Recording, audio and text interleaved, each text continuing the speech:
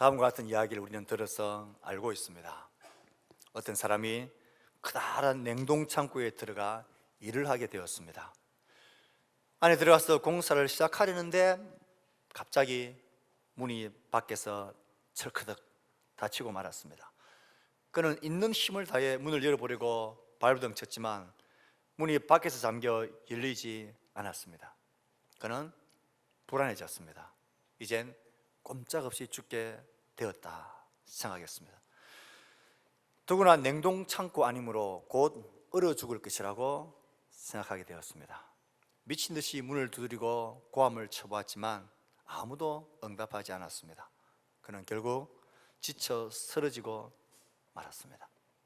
그는 냉동창고 한쪽 구석에 누워 죽음의 순간을 경건하게 맞이하기로 작정합니다. 그는 품에 있는 수첩을 꺼내서 가족들에게 유서를 적기 시작합니다. 나의 몸은 점점 차가워지고 있다. 죽음이 다가오고 있다. 하루가 지난 후 사람들이 냉동창고에서 그를 발견했을 때 그는 이미 사늘한 죽음으로 변해 있었습니다.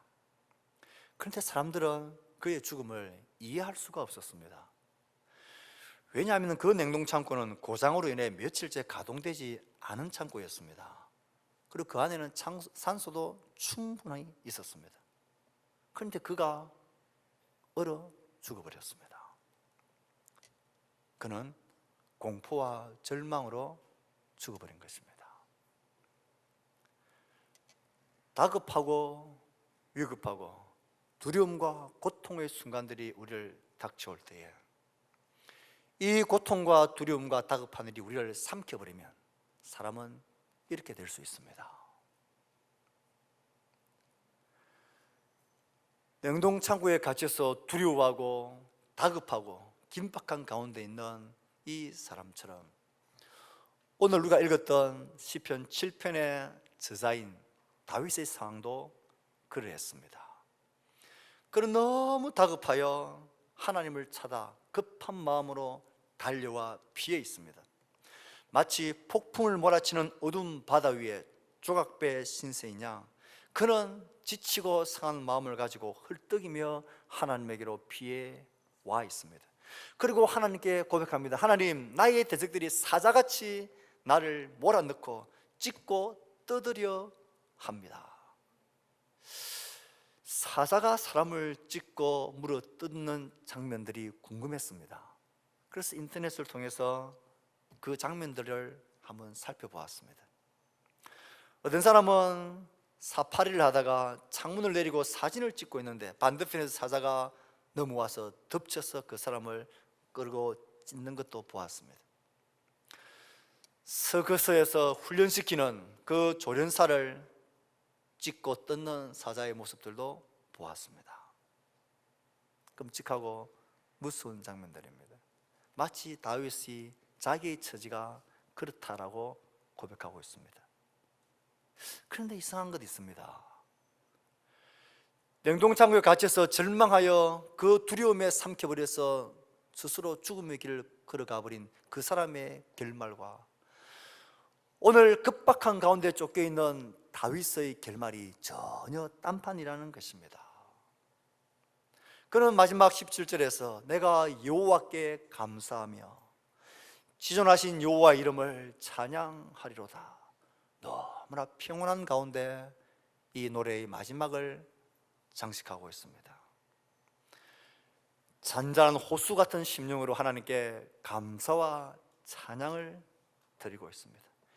여전히 대적들은 찢는 사자와 같이 달려들고 찢으려고 하는데 그는 감사와 찬양으로 평온함을 누리고 있습니다. 이 비결이 뭘까요? 왜 어떤 사람은 그 두려움 가운데 휩싸여 죽음의 길로 스스로 절망하여 가버리고 다윗은 그 변하지 않는 상황 가운데서도 지존하신 하나님께 감사하며 그 하나님께 찬양을 하는 평안하고 승리의 삶을 누리고 있느냐 하는 것입니다. 다윗에게 지금 무슨 일이 일어나 있는 것입니까? 사자같이 자신을 찢으려고 삼키려고 달려드는 대적들은 누구입니까? 오늘 시편의 7편의 표저는 우리에게 이렇게 말합니다. 다윗의 시가연, 베냐민인 구시의 말에 따라 여호와께 드린 노래. 시가연이란 의미는 정확하게 알 수가 없습니다. 시의 형식을 말하는 것쯤으로 보이고 어떤 분은 애가가 아닐까, 슬픈 노래가 아닐까라고 짐작할 뿐입니다. 베냐민 사람 구시, 성경에 등장하지 않는 인물입니다. 그리고 이 사건이 다윗의 생애 중에 어떤 사건인지도 어떤 상황인지도 정확하게 알 수는 없습니다. 하지만 우리가 짐작하고 알 수 있는 것은 베냐민인 사람 구시의 말에 따라, 베냐민 사람들, 대표되어지는 구시가 다윗을 협박하고 삼키려고 모략하고 죽이려고 하는 그 말들을 듣고 다윗이 하나님께 노래하고 있는 것입니다. 베냐민 지파 출신으로서 이스라엘의 초대 왕이었던 사울, 그의 마지막의 평생의 목적은 다윗을 죽이는 것이었습니다. 모든 왕권과 모든 능력들을 다 동원해서 다윗을 잡아 죽이려고 사자같이 맹렬히 다윗을 죽여왔던 베냐민 지파 사람입니다. 다윗이 아들 압살롬의 칼에 도망을 가고 있을 때에 베냐민 사람 시므이가 다윗을 쫓아오며 돌을 던지며 저주하며 피를 흘린 자여, 피를 흘린 자여 가라고 저주하였던 그 소리도 베냐민인 사람의 소리였습니다. 그러니 베냐민 지파의 왕 사울이 있고 그 주위에 구시와 같은 베냐민의 사람들이 둘러서서 다윗 한 사람을 배척하고 따돌리고 눈의 가시처럼 불편해하고 시기하고 질투하고 죽이려고 온갖 힘을 모으고 있는 상황, 그 상황이 다윗이 처해 있는 상황이라는 것입니다. 이쯤 되면 다윗이 처한 다급한 상황이 조금은 이해가 됩니다. 모든 사람이 작정을 하고 한 사람을 죽이려고 할 때에 그 심령이 어떻겠습니까? 모든 사람 필요 없습니다. 여러분이 속해 있는 단체나 직장이나 여러분이 속해 있는 공동체 속에서 한 사람이라도 작심을 하고 나를 물어 뜯으려고 작정한 사람이 있으면 그 삶이 얼마나 죽을 맛인지, 얼마나 그것이 힘든 것인지 우리는 다 경험을 하여 알고 있습니다. 그러니 다윗 한 사람을 잡아 죽이려고 모든 사람이 왕을 중심으로 해서 작당하여 다윗을 추격하고 물어 뜯으려 하고 있는 상황입니다. 베냐민인 구시는 다윗에게만 있었던 것은 아닙니다. 오늘 우리에게도 이런 사람들은 얼마든지 있습니다. 중상과 모략, 시기와 질투, 감정과 육체적인 모든 능력들을 동원해서 나를 죽이려고, 해하려고, 싫어하고 눈에 가시처럼 여길 때에 우리도 이와 똑같은 어려움들과 고통을 당할 수 있습니다. 그러니 이 다윗의 노래는 다윗만의 노래가 아니라 오늘 우리의 현실이고 우리의 노래이고 우리의 고백일 수가 있습니다. 문제는 왜 어떤 사람은 위급한 상황과 짙은 터널 속에 쫓겨가 어두움 앞에 쌓여서 그 어두움에 휩싸여서 죽음의 길을 절망하며 가버리고, 왜 어떤 사람은 다윗과 같이 그 상황 속에서도 너무나 평온한 가운데 우리의 구원이신 여호와의 이름을 감사하고 찬양하는 이 평안의 삶으로 나가느냐? 무엇이냐? 무엇이 이렇게 다윗을 다르게 만들었느냐 하는 것입니다.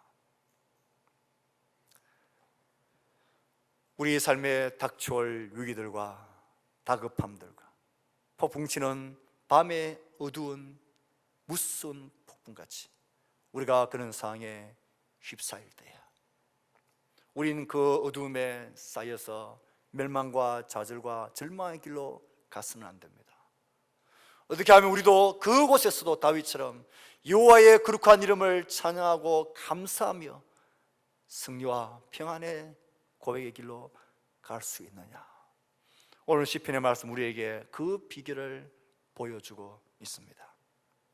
다윗이 사자같이 자신을 물어뜯고 찢기려고 하는 사람들을 피하여 그 급하고 떨리는 가슴을 안고 하나님에게로 달려와 피합니다. 헐떡거리는 가슴을 부여안고 하나님께 그가 입을 열어 노래하고 고백하고 간구하는 첫 번째 간구가 무엇이었습니까? 그는 하나님께 숨찬 가슴으로 달려와서 하나님께 입을 벌려 노래하며 기도합니다. 주 나의 하나님, 내가 불의한 뇌물을 받았거나 화해한 다음에 모질게 안갚음을 했거나 내 적대자라고 하여 까닭없이 그를 약탈했다면, 내가 이런 일을 했다면 원수들이 나를 뒤쫓아와서 내 생명을 덮쳐서 땅에 짓밟고 내 영광을 먼지 속에 뒹굴게 하여도 나는 좋습니다. 이게 다윗의 첫 번째 고백이었습니다. 지금 당하고 있는 이 고난과 어둠의 풍랑이, 이 고통이 자기 잘못에서 시작된 것이 아니라는 자기 확신이 다윗에게는 있었습니다. 그래서 하나님께 피해, 그곳에 피해 숨어 있으면서도 하나님, 만약 내가 이런 죄악이 내게 있어서 이런 일이 일어났다면 하나님, 그건 당연한 일입니다. 그건 내가 당해도 괜찮습니다. 내가 하나님 앞에서 떳떳하지 못하다면 대적들이 내 영혼을 잡아 찢고 헐뜯어도 짓밟아도 좋다고 그는 하나님께 고백하고 있습니다. 나는 결단코 이런 악에 빠지지 않았다는 자기 확신, 하나님 앞에서의 영적인 떳떳함, 선한 양심에 대한 자기 확인을 다윗이 하고 있습니다. 두렵고 유급함과 다급함에 쫓기고 몰려서 깊은 어둠의 터널에 휩싸일 때, 우리의 주변에 온통 모든 것이 폭풍치는 어두운 밤일 때에, 내 몸과 영혼을 덮쳐올 때에 내 영혼이 하나님 앞에서 강하고 담대하고 평안함을 누릴 수 있게 하는 첫 번째 비결, 우리가 반드시 확인해야 될 것은 이것입니다. 하나님 앞에 내 심령의 떳떳함, 내 영혼의 깨끗함, 하나님 앞에 끓일 것이 없는, 하나님 앞에 내 심령이 떳떳하고 깨끗한지 이것을 점검하고 확인해야 합니다. 내 속에 어둠이 없고 빛이 있는 한, 내가 하나님의 빛 아래 거하는 한, 하나님의 진리의 빛이 내 안에 살아있는 한 결코 어둠은 빛을 삼킬 수가 없기 때문입니다. 내 속에 빛이 사라져버리고 내 속이 어둡고 내 속이 죄악으로 가득 차 있으면 그 어둠과 나를 뒤덮고 있는 어둠을 이길 수 있는 길이 없습니다. 여러분, 어디에서 보셨습니까? 아무리 짙은 어둠이라도, 아무리 많은 광대한 어둠이라도 그것이 너무 짙고 많아서 빛이 그 어둠에 삼켜지는 것을 보셨습니까? 그런 것은 없습니다. 아무리 어둠이 많고 아무리 어둠이 짙어도 어떤 작은 빛이라도 어두운 빛을 절대 삼킬 수가 없습니다. 이 빛이 내 안에 있어야 합니다. 내가 하나님의 시선 앞에서 나의 영혼과 몸과 마음이 깨끗하고 정결한 심령이 되어져야 합니다. 이것이 확인되어지면 그 어떤 어두움이라 할지라도 우리는 그 어둠에 삼키지 않을 자기 확신을 가질 수가 있습니다. 하나님 앞에 끓일 것이 없는 떳떳한 심령인지를 우리가 확인해야 합니다. 하나님, 내가 불의한 뇌물을 받았거나 화해한 다음에 뒤에 돌아서서는 모질게 안갚음을 했거나 내 적대자라고 하여서 까닭없이 그를 약탈하였다면 하나님, 내가 이런 일을 당해도 괜찮습니다. 내 속에 그런 어두움이 없는지, 내 속에 그런 죄악이 없는지를 하나님 앞에 돌아보아야 합니다. 나를 둘러싸고 나를 덮치는 어둠이 나를 쫓아올 때에 이 어둠을 대항하여 싸우기 위해서 고군분투하며 애쓰며 힘쓸고 나의 주먹을 휘두를 게 아니라 가장 먼저 내 안에 있는 어둠을 해결해야 합니다. 내 안에 있는 빛을 사라지게 만드는 죄악들과 더러움들을, 내 영혼에 정결하지 못한 것들을 하나님 앞에서 회개해야 합니다. 내 안에 빛을 살려내어야 합니다. 이 빛이 내 안에서 꺼져버리면 우린 그 어떤 어둠도 이기고 감당할 수 있는 방법이 없습니다. 그 거친 폭풍우 비바람 속에서 반딧불이의 빛이 꺼지지 않는 이유가 무엇입니까? 그 빛이 몸 속에 있기 때문입니다. 내 안에 빛이 있어야 합니다. 내 안에 하나님 볼 때에 정결함이 있어야 합니다. 내 안에 하나님 볼 때에 선한 양심이 있어야 합니다. 그래서 우리 가운데 고통과 두려움과 어둠이 나를 덮쳐올 위기에 쫓겼을 때 가장 먼저 살피고 해야 할 것은 내 안에 이 빛이 사그라들지 않았는지를 살피고 그 빛을 사그라들게 했던 죄의 문제들을 회개하고 하나님 앞에 정리해야 합니다. 이것이 가장 급하고 우선되어져야 할 승리와 평안의 지름길입니다. 어떤 성도들은 말합니다. 목사님, 이 급박한 일 좀 해결되면요, 이것 좀 넘어가서 숨을 쉬게 되면요, 이 어려움만 좀 그럭저럭 지나가게 되면요, 그때 좀 더 하나님에게로 힘을 쓰겠습니다. 어리석은 일입니다. 바보 같은 일입니다. 하나님을 모르는 행동입니다. 그럴수록 더 힘써야 될 게 내 안에 하나님의 진리의 빛이, 그의 의로운 빛이, 내 안에 하나님을 향하는 진리의 빛이 이게 사그라들지 않았는지를 점검하고 돌아봐야 합니다. 내가 가장 먼저 힘쓰고 했어야 할 것은 내 주위를 휩쓸고 있는 그 어둠을 없애고 대적하는 일이 아닙니다. 내 안에 있는 사라지는 빛을 다시 밝히는 일입니다. 이 진리의 빛을 내 안에서 눈물로 통해하는 마음으로 씻어내어야 합니다. 이 빛이 있어야 내 주변의 어둠을 넉넉하게 견뎌내고 이길 수 있는 것입니다. 사랑하는 성도 여러분, 여러분들은 어떤 짙은 어둠의 터널 속에 갇혀 있습니까? 내 안에 이 빛이 살아있느나 하나님 보시기에 내 영혼과 양심과 생각이 정결하는 한 두려워하지 마십시오. 그 어떤 어둠도 빛을 삼킬 수 있는 법이 없습니다. 하나님이 우리의 빛이십니다. 다윗은 자신을 향한 이 의로운 빛을 하나님 앞에서 자신의 따뜻함을 확인합니다. 그리고 눈을 들어 하나님을 바라봅니다. 다급하고 위급한 상황 속에서 하나님께로 피어오셨습니까? 먼저는 자신을 살피며 하나님 앞에서 내 심령의 빛과 따뜻함이 빛이 사라지지 않는지를 점검해야 합니다. 그것이 점검이 되어졌다면 이제 눈을 들어 하나님을 보아야 합니다. 다윗은 자신의 이 의로움에 대한 확신을 가지고 하나님 앞에 담대하게 간구합니다.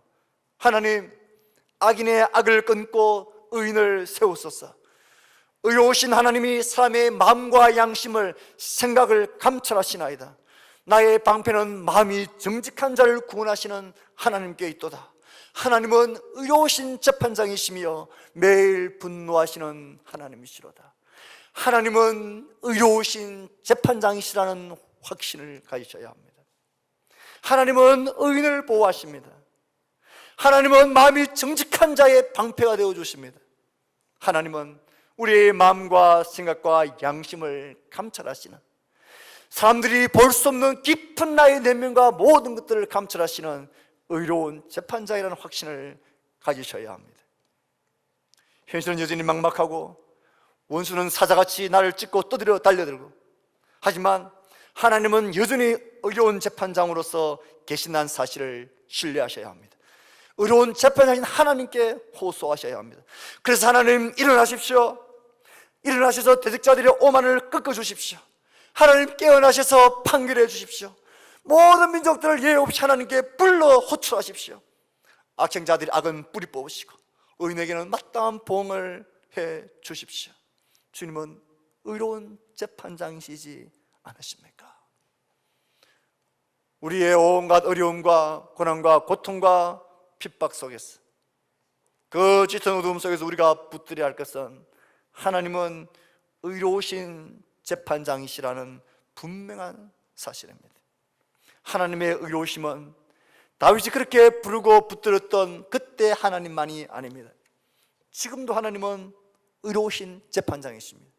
비록 악이 득세하고 의가 힘쓰지 못하고 인정받지 못하는 같은 현실처럼 보이지만, 그럼에도 하나님은 의로우신 재판장이십니다. 사람들은 뇌물을 받고 판결을 굳게 하고 전후 좌우를 다 알지 못하고 겉만 알고 마음의 속은, 양심은 알지 못하지만 하나님은 다 살피시는 분이십니다. 하나님은 그래서 의로우신 유일한 재판장이실 수가 있는 것입니다. 사람들은 과장하는 모습, 외식하는 모습, 겉모습, 지위, 그럴싸한 연기와 그럴싸한 행동에 속아 넘어가지만 하나님은 그런 것에 속지 않으시는 의로우신 재판장이십니다. 우리가 경험했던 사람 재판장과는 판이하게 다른 분이십니다. 정확하게 모든 사람을 예외 없이 그의 행동과 생각과 양심과 모든 생각까지 하나님은 정확하게 판단하시는 의로우신 재판장이십니다. 하나님께 아무것도 숨길 수 없습니다. 심지어 자기 자신에 대해서도 모르는 것도 하나님은 알고 계십니다. 악행을 계속하는 자, 거짓을 계속 행하는 자들은 모든 것이 은폐될 수 있다는 착각을 합니다. 사람은 이런 본성이 있습니다. 처음엔 떨리는 마음으로 가슴 졸이면서 한 번, 두 번 해보다가 별일이 없네, 별일 안 생기네, 괜찮네, 반복되어지다가 무감각해져 버립니다. 스스로 속고 있는 것입니다. 하나님 앞에 아무것도 숨길 것이 없습니다. 그러니 오늘 내가 내 삶의 정당한 평가를 받지 못했다고, 억울하다고 너무 분노해하지 마십시오. 나의 것을 빼앗겼다고 끝난 것이라고 좌절하지 마십시오.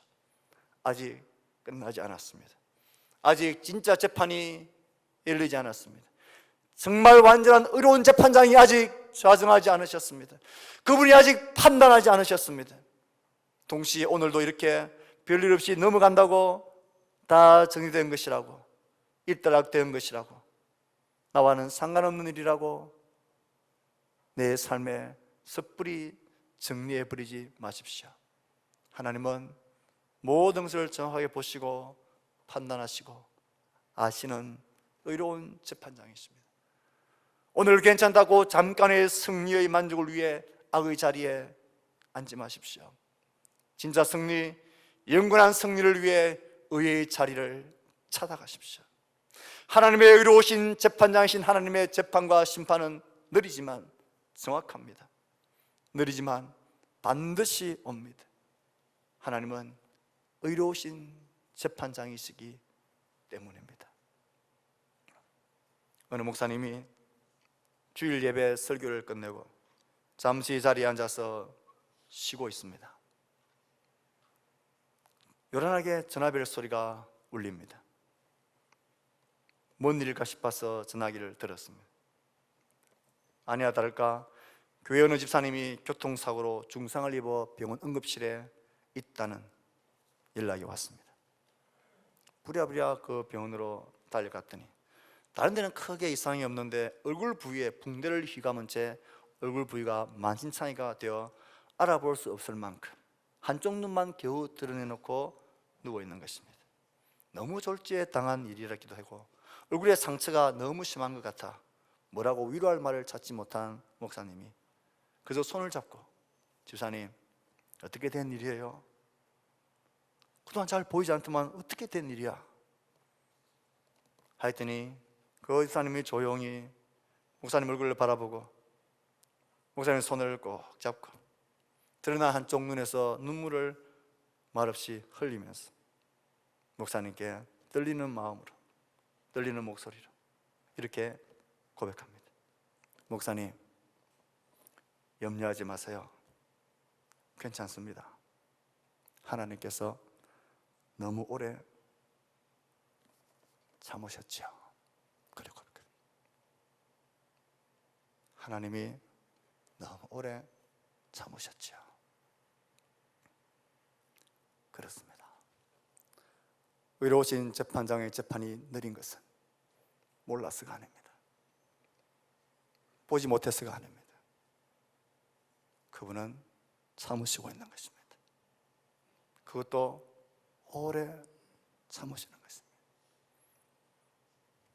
나를 참아주시고 너를 참아주시고 우리를 참아주시는 하나님이시기 때문에 하나님은 의로우신 재판장이십니다. 우리가 불의를 당한다고 어둠 속에 휩싸인다고 두려워하지 않을 수 있는가? 하나님이 의로운 재판장이시기 때문입니다. 사랑하는 성도 여러분, 하나님은 그때나 지금이나 의로우신 재판장이십니다. 이 사실을 확인하고 붙들 때에 우린 절망과 두려움에 정복당하지 않을 수가 있습니다. 다윗이 하나님을 확인하고 붙드는 것이 무엇입니까? 우리는 지금 두렵고 답답한 상황 속에서, 그래서 어쩔 수 없는 세력과 힘들 가운데 사나운 사자들의 부르짖음 앞에 쫓기고 쫓겼어 하나님에게로 겨우겨우 피해 숨어있는 다윗의 찬양을 살피고 있습니다. 그가 가장 먼저 하나님 앞에서 자신의 영적인 떳떳함을 하나님 앞에 확인합니다.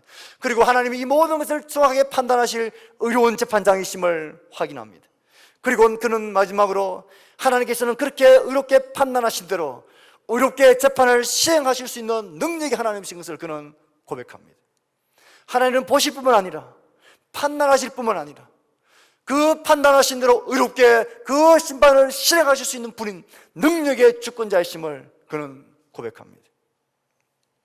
악한 자들의 악행을 뿌리 뽑으실 수 있는 하나님, 의인에게는 마땅한 보상을 하시는 하나님, 마음이 정직한 자를 구원하시는 방패가 되실 수 있는 하나님, 그 방패는 마음이 정직한 사람, 그 어떤 세력이 그 마음에 정직한 사람을 공격하더라도 얼마든지 넉넉하게 막아서실 수 있는 우리의 위대하고 안전한 방패가 되어 주실 수 있는 능력의 하나님이십니다.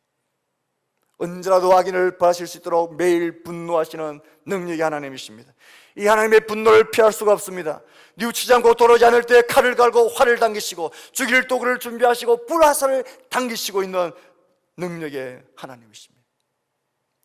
악인들의 악행이 부메랑이 되어 자기 머리에 돌아가게 하실 수 있는 주권자이시라고 고백합니다.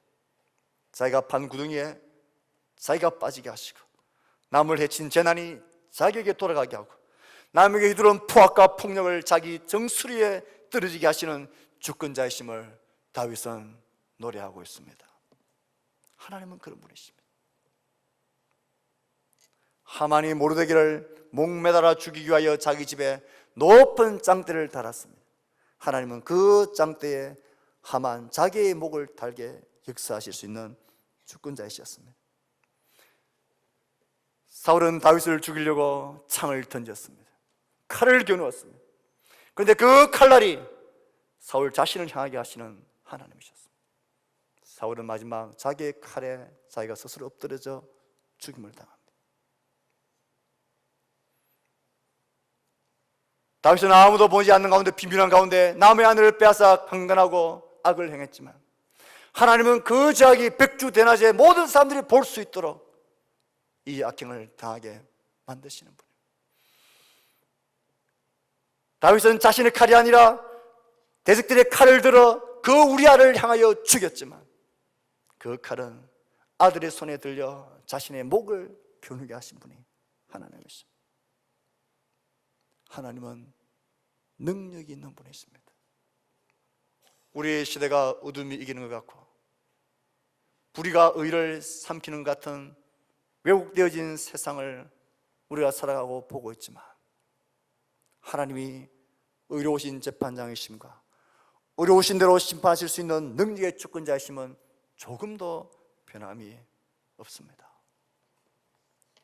사랑하는 성도 여러분, 우리에게도 위기와 고통과 죽음과 같은 지독한 어둠은 예고 없이 덮치게 될 것입니다.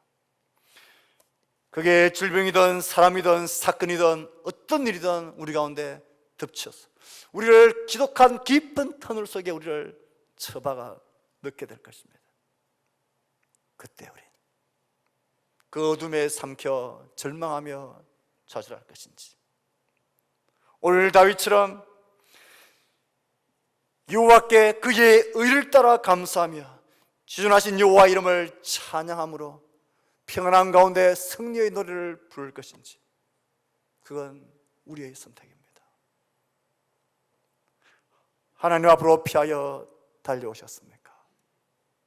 그러면 그 하나님 앞에 내 심령의 진리의 빛, 의의 빛이 꺼지지 않았는지를 확인하십시오. 날마다 회개로 진리의 빛을 비추십시오.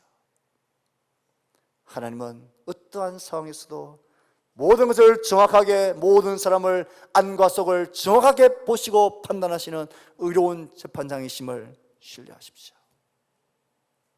그 하나님은 의롭게 능력으로 주관하시는 주권자이심을 믿으십시오. 다윗은 이 확신과 이 믿음으로 모든 어둠을 이겨내고 사자같이 달려와 찢으려고 하는 대적들의 위협 앞에서도 하나님께 손을 들고 감사하며 찬양하는 평안의 삶을 누리고 있습니다.